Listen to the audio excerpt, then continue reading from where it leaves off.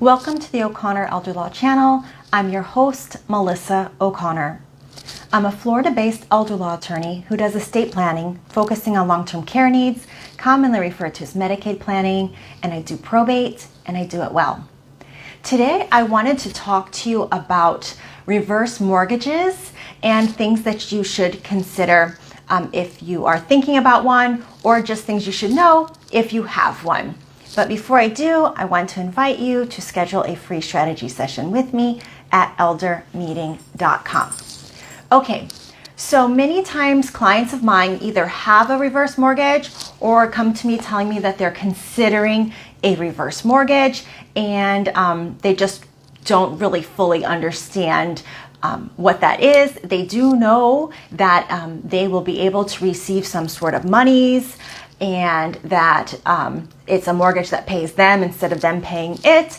And that's usually the extent of what people's understanding of a reverse mortgage is. And while that is helpful for people who need to be able to supplement their income because their Social Security or their pension or their lack thereof is insufficient to pay their daily, living expenses, so they need to tap into the equity in their house to be able to age in place because their retirement plan otherwise, wouldn't pay for them to be able to survive.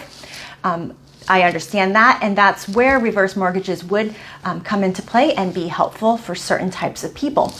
But with that said, one of the things you need to understand about a reverse mortgage is many times in the contract, it will say that you have to remain in your home, and that if you leave that home, for instance, and decide that you're going to move into assisted living, or even if you want to move in with a family member to be able to get additional care, that now, you need to either sell your house or sign over your house or pay the balance of your reverse mortgage to be able to keep your home in the family. So essentially, your house is now in play, and you need to come up with monies if you want to keep the house in the family, or be willing at that time to forfeit the home in hopes that you'd be able to sell it and still pull out some equity, but you may or may not. It depends on the market and how much your loan was and all that good stuff. So you need to keep that in mind, that many times there is a provision that you're not allowed to leave your house for more than 30 days, and because that shows them that there's an intent for you to not to abandon your homestead. And that comes into play when there's medical problems, right? So if you're hospitalized and then you need to go to a rehab facility, many times you skirt close to the 30 days and people get nervous. So that's one thing that you need to keep in mind. Another thing that you might want to be aware of is that many times for the reverse mortgage company, they require you to deed the house maybe out of the name of your trust if you had it in a trust before, or to, I've had it even where they had people remove their spouse, which was kind of frightening, because then when the person who had the reverse mortgage passed away, their spouse then didn't have the certain provisions and safeguard as a co-owner because she wasn't on the deed, because they convinced this man to take his wife off the deed, be able to get the reverse mortgage monies.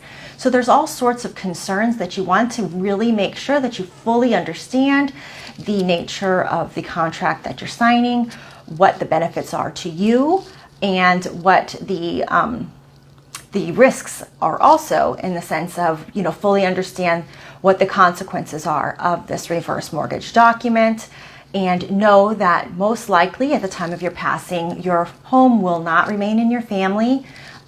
It will be sold to satisfy the reverse mortgage, unless your relatives or adult children have the ability to buy out, pay for the mortgage.